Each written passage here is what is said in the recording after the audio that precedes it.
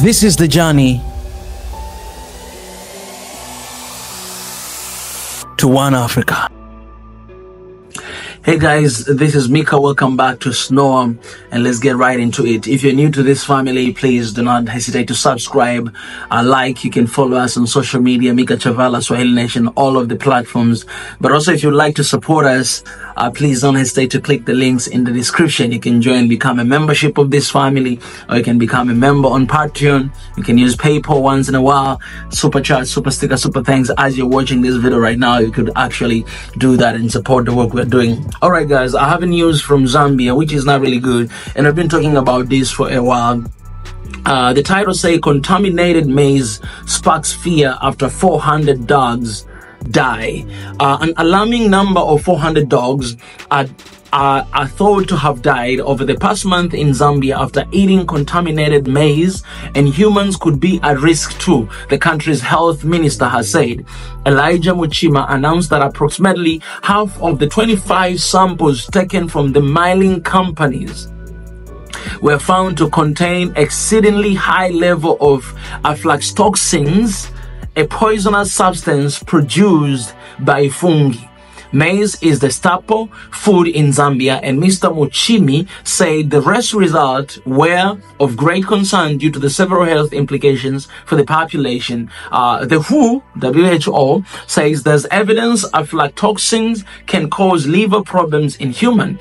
Authorities launched an investigation into the nation's maize supply after Diamond TV, a Zambian broadcast, found dozens of dogs have died from aflatoxin poison. It was suspected they died after eating dog food containing contaminated maize. In the investigation, the authority took sample from 10 milling companies that make maize-based dog food and also process the grain to make maize meal, which is consumed by humans. The health ministry has not reported any human death resulting to contaminated maize. However, sources of Zambia National Public Health Institute say they are currently trying to ascertain if the spoiled grain have had an impact on the general public. All right, guys, I'm trying to read this news more. Okay, so I've been to Zambia just a couple months ago, and one of the main dish in Zambia called nshima.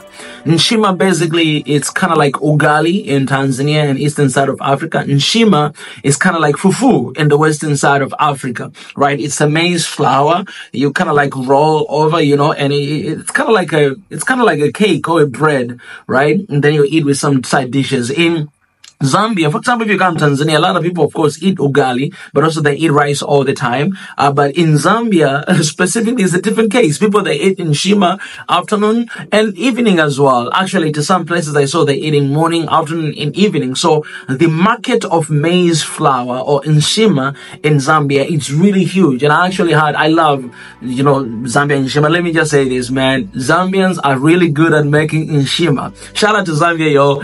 I've eaten ugali in Tanzania, but nshima in Zambia, it's one of the beautiful food, man, I've ever seen. Those guys, they know how to make that food. Shout out to you guys. Why am I saying this? I'm saying this to let you know that, guys, nshima or maize flour is the main product in Zambia that almost everybody, every single time, consume maize flour. This news is not new to us. Why? Because, you know, we know, for example, there's one organization that I work with called Seeding Africa. Basically is promoting the use of organic seeds. And forget about GMO. GMO is something that we as Africans who love Africa, we do not encourage our people, our farmers, to use GMO, even our government to use GMO, because these are not trusted seeds. We promote our people to use organic seeds, basically, that we can find from our own farms in the continent. And also there's a way to develop it very locally so that it may not contain any form of poison and hurt our people, because we know the food is what actually sometimes causes people not to have even pregnancy, what causes people to be sick, to get poison in their body, having liver disease. As you can see, this news that I just read, man, something that people consume every single day, we gotta be very careful of what we eat. For example, I always say this: do not eat what you do not produce. Don't put in your mouth, don't put in your system what you don't produce. That's the same thing that I want everybody about vaccine. That's the same thing I want everybody about eating just whatever food you see out there, but eating organic food. I think one of the reasons why most of developed countries, a lot of people died because of cancer, because of the food. For example, I lived in one of the countries outside of this continent for so long time, for 9 years, and I've witnessed that you can barely see organic food in that country. All the food are already like maybe cooked long time ago. They're not real or fresh food. And most of these people, when they come to Africa, they love because we actually eat what we produce. This is your house. You grow maize flour out there, and that's what you eat. And that's why Africans, they're actually healthy and strong. And that's why cancer is not a big of a deal in the continent. Why? Because of what we consume to a certain extent. Right? So having this news and seeing this news, man, 400 dogs just died because of the contaminated maize pack. And this happened after the government probably take the sample from 10 different milling companies. 10 different mining companies, and then they found contaminated. Okay, why they found contaminated? Because they saw a lot of dogs die. Guys, 400 dogs died, and then they went to take a sample, realizing that these are contaminated. Do you know how many human beings have eaten that yet? They say they did not find anyone who has died, but you know, most of the time this report, they lie to us about this report. That first second, these people might be sick, fed, these people might have already died, and they think it's just a cause of something else, but the real problem is the food. Why am I sharing this news with you? I know Zambians, you're watching this. I know Africans, you're watching this. Let us know in the comment section the details of this news. That's first. And second, I want us to figure out the solution. For example, there's this organization that I'm actually working with called Seeding Africa. We're actually promoting everything about, organic food. It's actually in Zambia and in so many countries in Africa and even in Tanzania, it's already registered. We are promoting that because it's very important for us to consume organic food and to eat what we produce by ourselves. But most importantly, we have to warn our people when it comes to food, when it comes to what we put in our body, when it comes to put in our system. I do not agree and I do not accept even the food loan that we have a lot of time. I remember there was a news breakout in Tanzania, United States, they brought rice in the country, in one of the region in the country. And the Minister of Agriculture, he said, you know what, we don't need your rice. Actually, in Tanzania, we have enough rice even to give to other countries. So don't bring us the rice, give us technology. If you really want to help us and give us food and deliver us from the hunger, as you think, then bring us technology, bring us tractor, bring us all these advanced technology for us to give to our farmer, to improve in farming activities so that we can produce more for our people, but not giving us food. We're not kind of people that we need food from you. And the sad thing is that in the continent right now, when I went to Zambia, I saw while going there, because I took a train and then I took driving for like 9 hours from one city all the way to Lusaka. And what I saw on the road, man, these are foreign companies who are growing a lot of maize flour all over the country. And these maize flour, guys, they're not like organic seeds, but the GMO. You can see on their banner, as you're moving from the Tanzanian border all the way to Lusaka, you could see on the way everywhere. These are foreign companies and they're growing maize GMO seeds here in our countries. And that's what happened in so many countries in the continent. I don't know how they get here. I don't know why we did not start from the very beginning. I don't know why we're not setting ourselves a standard that we're not going to consume this anymore. We're going to consume organic seed and we're going to empower our farmers to be able to produce that so that we can protect the number of people that might have died because of these seeds. 400 dogs to die. Dogs are animals, and even human beings are animals as well. Consuming that, it could result to a lot of side negative effects. Oh, by the way, as I'm saying this, I actually ate a lot of Nshima in Zambia. I was just there a couple months ago. Oh, God forbid, Jesus Christ. In the mighty name of Jesus Christ, I am free in your name. You know what I'm saying? Whatever that poisonous is in my body, I cast it out. And, guys, okay, make sure you eat good food. Make sure you exercise. Make sure you stay healthy. That is very important for our health. Let me tell you this, Africans. Not everybody loves you. Not everyone is your friend. Not everyone wish the best for you. No, In fact, you are surrounded by a lot of enemies. Sadly, not only outside of the continent, but also inside of the continent. Not only inside the continent, but inside our countries.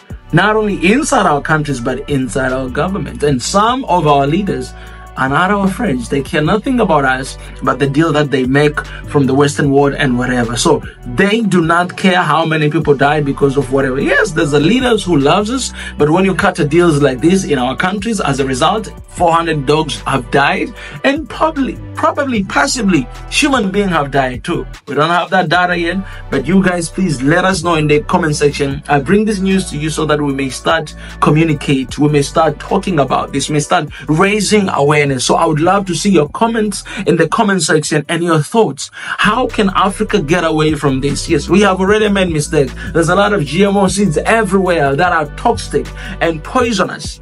How are we going to get out of this? I think it's the time for us to go back to our farmers. I think it's the time for us to go back to them, to empower them. You know, in Africa, we say agriculture is the backbone of our economy. But to be honest, we don't really mean that, because the most people who are poor in the continent are farmers. While we consume food every day, I don't know why our governments cannot concentrate on the food and empower our farmer to actually farming in the new modern way so that we can produce more for our people. Today, you have countries like, Ethiopia, you have countries like Kenya or Somalia. You hear that, okay, these number of people are dying because of hunger. It's a shame for Africans to die because of hunger. If agriculture is the backbone of our economy, if we want to industrialize, that's good. But let me tell you this, man, if you don't have products, those industry, they will mean nothing. If you don't have food, those industry will mean nothing. First thing first, priority is food, providing food to the people, not just any kind of food, but proper, good meal food. And how can we do that? By actually empowering our farmer to do it on their own. I think food sector is not supposed to be something that can be empowered by Western countries, because this is something that we consume. We need to take responsibility on our own. Whoever feeds you controls you. Thomas Sankara said that. So we need to feed ourselves so that we can control ourselves. And that comes in the form of food as well. Empowering our farmers. If we import food from the outside, what do? We kill the agriculture. We kill the market of food in our countries. We actually take away the jobs and the work of our farmers when we import food. So the only way for us to boost our economy is by supporting our farmers, is by giving our farmers everything they want. But here in the continent, farmers, they're living poorly. They actually doing the activities poorly. But go to so-called developed countries, they care so much about farming. You could see the farms. You could see how they protect it, because they know this is all about food. If we don't have this, our people we're not going to be able to work. We cannot beg for everything. Africa, we need to wake up. Leaders, we need to wake up. African Union, we need to wake up. We need to set the rules and regulation and some standard that, okay, first and foremost, our continent, no matter where there's a rain or there's not, our people must have food 24/7 and not even beg for food. And in fact, we must even export outside. I remember the story of Egypt, when God showed this dream to Pharaoh of 7 cows that were really fatted, juicy cows, and also other 7 cows that was really thin cows. And the revelation of that dream, it was 7 years of abundance and 7 years of nothing at all. So what they did in 7 years of abundance, according to the wisdom of Joseph, they actually protected, they saved, they grow as much as crops as they could, so that the next 7 years of drought, they'll have abundance. And that's what happened. And that's why Egypt was a superpower, because at that time, the entire world, it was at hunger and it was drought everywhere. But Egypt survived and also helped other nations to survive because of what they had. In the continent, we know that there's a climate change, whatever, change of rains, whatever, floods, everywhere it's happening. We know what is about to come. So during the times of abundance like this, we need to invest much to our farmers so that we can produce more for the next generation. In the continent, we should have a timeline of like 100 years of abundance food. Why? Because we grow a lot, because everything is in the stock. Even though there's a drought or whatever, we could be able to take that food and give to our people and live good and abundance of life. But if we depend on them, this is the result. I'm going to come to you with more information because I need to find out more about these 10 mining companies and these news. They need to write even more and open up. Perhaps if there's anybody from Zambia knows, please let me know in the comment section. You can have a conversation about this and about for the sake of the entire continent. Guys, I appreciate, I love you. Let me know in the comment section what you think. Until next time, God bless. Ciao.